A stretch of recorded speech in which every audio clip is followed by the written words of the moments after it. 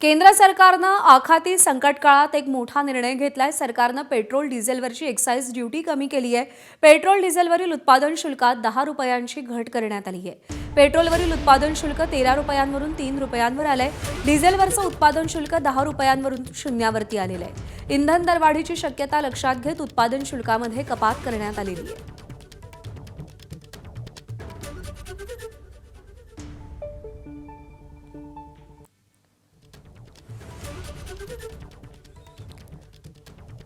तर पेट्रोल जुनं उत्पादन शुल्क होतं 13 रुपये, कपात करून ते 3 रुपयांवरती आलेलं आहे। तर नवं उत्पादन शुल्क हे 10 रुपये 3 रुपयांची कपात करण्यात आलेली आहे।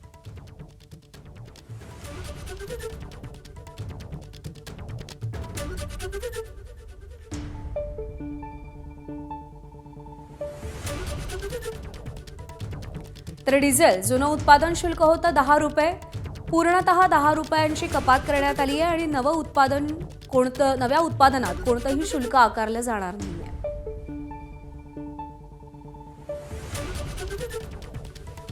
तर उत्पादन शुल्क घटवल्यानं काय होईल? सामान्य लोकांवरचं तेल दरवाढीचं गंडांतर टळेल।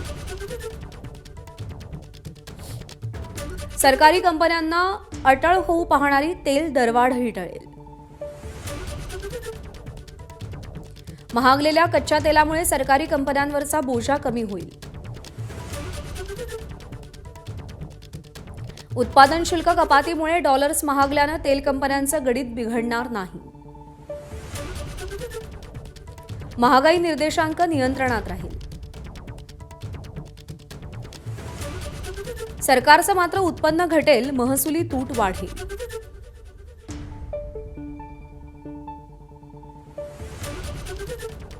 एचपीसीएल, बीपीसीएल, आयओसी या तेल कंपन्यांचे शेअर्स वधारतील।